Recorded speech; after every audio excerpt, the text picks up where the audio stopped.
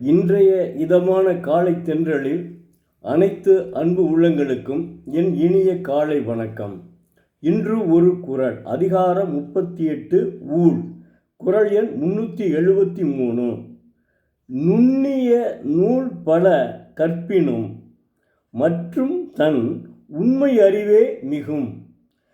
நுண்ணிய நூல் பல கற்பினும் மற்றும் தன் உண்மை அறிவே மிகும். தெய்வப்புலவர் திருவள்ளுவர், பேதைப்படும் ஊழுடையான் ஒருவன் நுண்ணிய பொருள்களை உணர்த்தும் நூல் பலவற்றையும் கற்றானாயினும் அவனுக்கு பின்னும் தன் ஊழானாகிய பேதமை உணர்வே மேற்படும் என்கிறார். பொருளை மிகுதியாக சேர்க்க வேண்டும் என்ற எண்ணத்தில் பல நூல்களை ஒருவன் கற்கிறான். ஆனால் அவன் அந்த பொருளை சேர்க்கப்படும் போது அந்த பொருள் அவனுக்கு சேர்வதில்லை. காரணம், அவன் என்னதான் அந்த நூல்களை படித்திருந்தாலும் அந்த ஊழ் அமையுமானால்தான் அவனுக்கு, அதாவது ஆகூழ் அமையுமானால்தான் அவனுக்கு அந்த பொருள் கிடைக்கும்.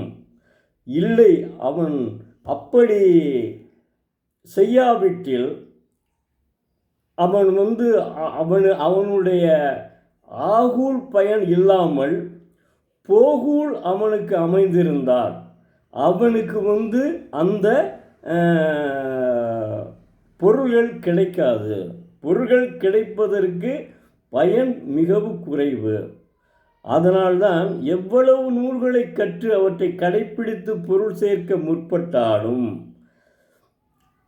போகூழால் அமைந்த அறிவே மிகுந்து தோன்றும். கிடைக்காதுன்னு நான் சொல்லலை. போகூழால் அமைந்த நூலில்தான், போகூழ் தான் உங்களுக்கு தெரியுமே, அதனுடைய அறிவு தான் அவனுக்கு துணை புரியும். எவ்வளவு அற்புதமாக சொல்லியிருக்காரு.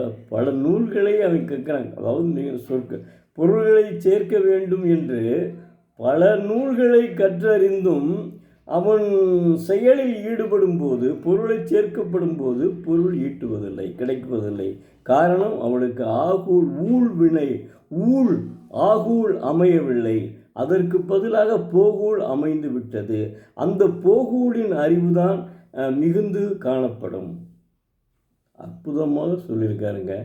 ஆகூழ் போகூழ் என்ன அருமை தெரியுமா?